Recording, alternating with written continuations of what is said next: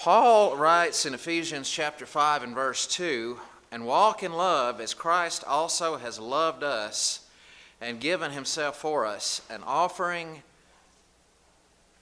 and a sacrifice to God for a sweet-smelling aroma."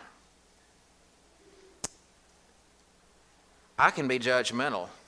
I can be insensitive. I can be petty. Sometimes I can be resentful.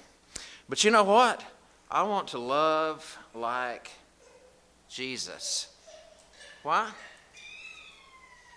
Because it is the best way to live. When we love like Jesus, we are lifted outside of ourselves. We shed selfishness with our spouse, our kids, our friends, everyone. Jesus' kind of love sees beyond the normal range of human vision, over resentment, over betrayal.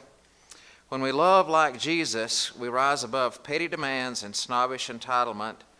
We lose our anxiety and we relax in benevolence.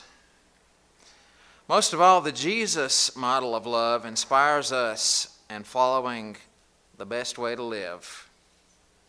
That second verse on the screen there, where Paul tells us in 1 Corinthians 12:31, "And yet I show you a more excellent way." I want to love like that.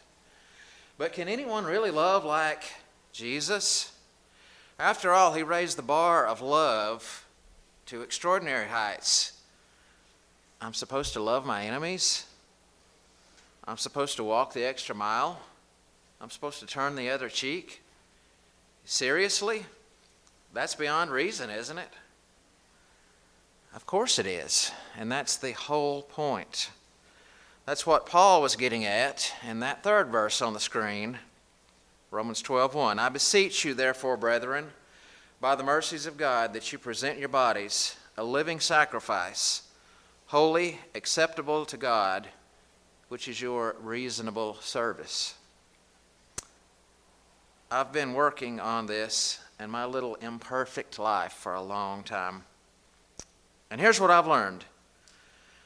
Loving like Jesus is a little bit more obtainable than you might imagine.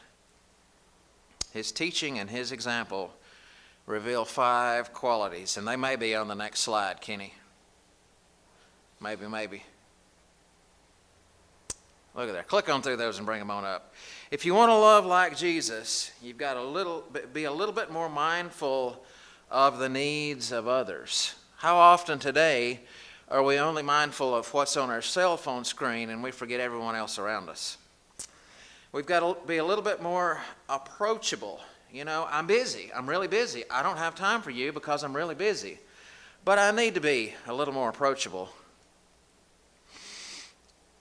We need to be a little more graceful. Sometimes I'm really quick to judge and tell you that you're wrong because, wait, let's slow down on that a little bit. I need to be a little more bold. Sometimes I'm afraid. There's no preacher on Sunday morning and you've only got an hour to prepare. Way to go, brother. All right? A little less fearful will do us all more good. And I need to be a little bit more self-giving and a little less selfish. All right? Is this an exhaustive list of how Jesus loved? Of course not. But it might help us to get a handle on this heavenly idea of love. Time and again, Jesus demonstrated these 5 qualities, and he spoke about them not as unreachable goals, but as things that are actually doable in my life and in your life. Let me reread the verse that we opened with, Ephesians 5 and verse 2.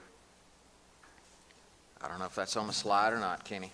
Yeah, it is. Keep clicking.